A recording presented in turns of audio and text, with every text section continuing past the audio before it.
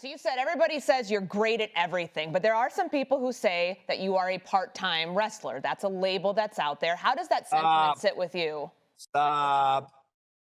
Stop. These are haters. Haters gonna hate. It's just the name of the game, you know. When you're operating at the high level that my brother and I are, the haters come with it. I mean, statistically speaking, part timer. I think the narrative's dead. I've been showing up every single Monday for the past month and a half. I've wrestled in 4 out of the 5 times I was there. I won every single match. So like everyone who's yapping can now shut their trap because the narrative's dead.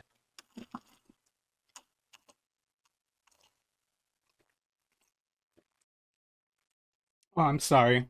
Logan Paul, he's done in 1 month, he's had 5 appearances, and now we're supposed to shut our mouths. Let me make this very clear. You don't kill a 4-year narrative with a 4-week schedule. So let's talk.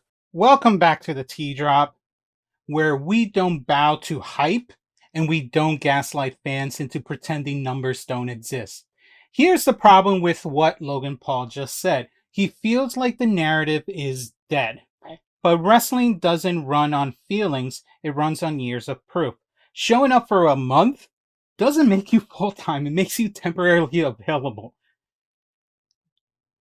Full-time wrestlers show up when nothing is hot, work house shows, lose matches, gets booed in dead towns, carry stories when crowds are tired of it. You don't get to skip that and still demand equal respect. That's not hate, that's just the business. Let's kill this spin with math.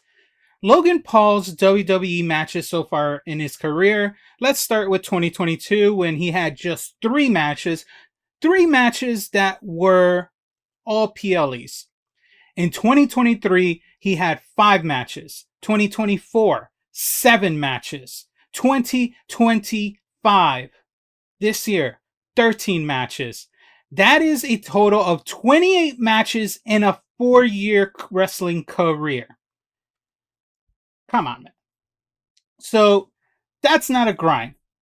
That's a guess run. So no, the narrative is still not dead. It's point blank accurate at this point. Logan says he's operating at a high level. Cool. Boxing, energy drinks, brand deals, Lunchables. That's business success, not wrestling commitment. Wrestling doesn't care how busy you are. It cares how present you are. When Logan first showed up, I'll give him credit. He surprised people. But now the novelty is gone. Now we're watching closely. And when you watch closely, you see no selling. Spot for spot matches. Overly choreographed offense. Zero long-term psychology. Athleticism isn't rare in wrestling. Consistency is. Let's be real. He had 3 dull matches with Rey Mysterio. A flat match with AJ Styles. This shouldn't be possible with these 2 people. And yet, here we are. That's not hate. That's exposure. And before anyone says you're just hating, no. Let me show you how this is actually done.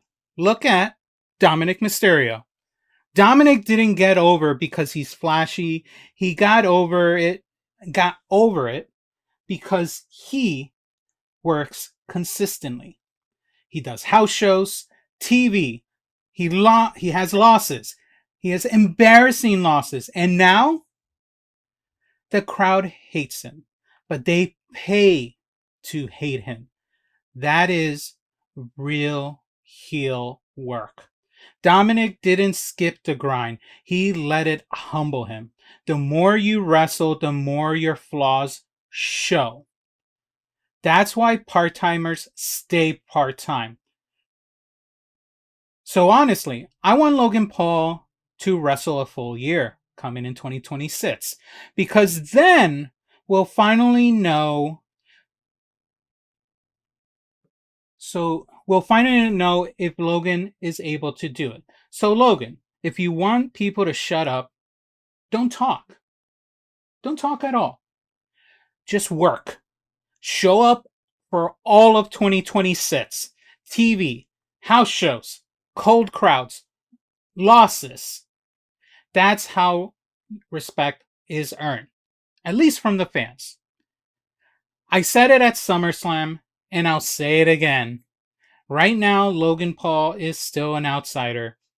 That doesn't mean he can't belong. It means he hasn't earned it fully yet. 2026 isn't about silencing critics. It's about surviving the grind. And that's the T drop.